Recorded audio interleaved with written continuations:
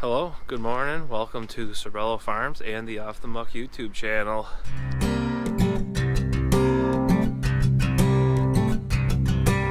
Hey, we're here in the office today. We're gonna try to go through the farms and give you a timeline of where we started to where we are now. Here we go. Pop. Hi. Who are you? Dave. Who are you? Number one Viking fan. Super Bowl. My grandfather came from Sicily in 1923 after serving in World War I on the Italian side. Came as a sharecropper, and I believe he started on this piece here was the original piece, and he had this land and this. And well, this is where I live. I live in the original homestead. That's his home right here. He started there 1940, I think he moved in there. My grandmother. So this is his original piece where he started. And then he expanded. There was a piece here and a piece here. We bought this on tax, so this was all part of that purchase too. So that was probably purchased in probably the late 60s, and this here was 1972. We bought this piece here in 1974. Who'd you buy that from? Stanley Libra. So there was basically, when my grandfather was there at one time, there was 1, 2, 3, 4, 5, 6 people on probably less than 100 acres. And so then we worked that farm there, which was called the home farm. And then when we bought this piece here, this is our shop now up here. And my brother eventually bought this house here, but this was our storage building at the time. 1972 we bought that. And then a few years passed, we bought this piece here, which is South Hannibal. These two pieces here. What year did you buy that? I think it was 83 maybe. We didn't start expanding until around early 80s. Government had a lot of cheap money then. So we bought Bones Corners in sections, the Banano farm. So it was this piece here, there's a line here to this, the Banano farm, these two pieces of mineral soil, and this was obviously a storage building, which was a lot smaller then. The Banano family was there around the same year my grandfather came. That was 1987. And then in 92, we bought the Arena farm, which is all this mineral soil here. There's a storage building, which is Louis Arena, who was my godfather. Great guy. And then that was in 92. We farmed that for a few years. We didn't expand much for a little while. Then we went north, just north of us. This is called the Lichadello farm. We bought that in 97. It started running. This is the Mariano farm. We rented it for probably, I don't know, 7, 8 years, and then the guy decided to, he decided to get out, so we bought this whole pocket here. That's the Mariano farm. That's about 10 miles north. We bought that in, I think, 2000. And then we had that farm. So then we moved to over here, which is another bit, 2 growers over here. This is the Patney farm. We rent this. And then we rent this piece too. This is mineral soil. My son Ray lives here. Eventually he moved into that house there. So that What year did we start? This was 2004. 2004 we started renting Patney's. We started renting Patney's in 04. Then in 2013, that's we got this side of the ditch, which is equal Grasso's, which is equal in acreage there. So that's like 105 acres there, and then there's like 60 acres of mineral soil. Which that's halfway in between where I showed you previously, Mariano's. This is like maybe 7-8 miles north of us. This is our friend Vince, who retired. 2015 we started working that ground there. We didn't was work 15 our first crop, or did we work it in or we tiled it in 14 and planted it in 15. Planted it in 15. Arch Farm. We bought that 2 years ago, which is in 20, right? So we've had 2 crops off it. We started working in 20, and that's about 37 acres, and then Route 3 is about the same acreage. We rent that piece. Yeah, so some of this land, I remember being a part of the farm and being a kid and taking over some of these farms, and it was kind of a cool thing to do. Looked at something your whole life, and you kind of get to go over there and do it the way you wanted to. That was, starting with this farm here, Leachy Dolls. I remember being a kid there, and then we went to Mariano's, and that was like the biggest deal in the world. And then everybody's got their own style how they want to run a piece of ground. Right. And we, you always improve it, drain it, pump it. We do a lot of drainage work. Every piece we've shown you has probably been retiled, reditched, pumped, put our own twist on it, because that's how we do things. Drainage is everything to us. I mean, the evolution of the ground, and then the amount of growers in the county. I mean, when you were a kid, everything was open ditches. Yeah, there wasn't much tiling. And, you take a piece of ground like Mariano's here, there was 1, 2, there's like 3, 4 people making a living off, 10, 12 acres a piece, and a lot of guys had part-time jobs and you just did a little bit, and I mean, even Vince's farm, that 26-acre farm, was 3 different people. Yeah, at one time. And Vince's family bought them. And they raised a family on it. Yeah. This farm here supports 4 families, which is a lot, but a lot of that ground is, we rotate a lot of our ground. Rotation and drainage, that's the key. If you don't do that, you're not going to do it very long, because they don't make any more of this ground.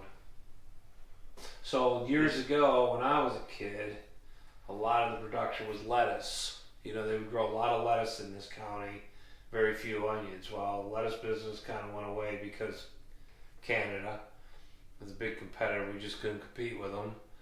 And so they eventually switched the onion over to onions. And you got to rotate. You can't keep growing the same crop on the same piece of ground every year. It's just not going to work. So what we do is we have an extra 200 acres every year in the bank, basically rotating. So we rotate our ground. So out of 350 acres, 200 of it is on rotated ground, which makes a big difference. We plant corn on it.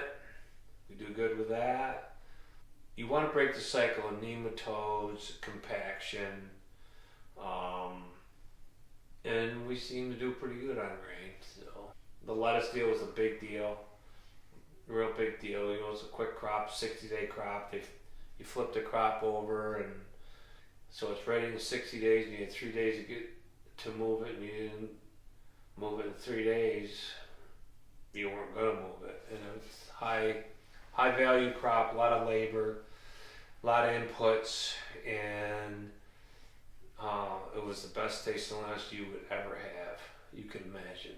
And it was really tough growing. It was 7 days a week from probably start planting late April until the 15th of July. You stop planting because you run out of time. And just too many competitive markets to... Yeah, I mean, you're dealing with they can get it, they can cut it, put it on a rail car from California and get it here in 2 or 3 days, and the shelf life was higher because there was less water in it. Ours has a lot of water in it, so the shelf life wasn't there, but it was just fresher. But they wanted a constant supply, so we didn't fit that mode, so they would buy more California, and the Canadians would just come in and just dominate the market. We just couldn't compete, so everybody got out of it. But lettuce was what made this county at one time. How come we switched to onions? You could grow onions, and you had from, let's say, the middle of September to sell them until the middle of April. You had that marketing season then, and I'm not going to say it's less work.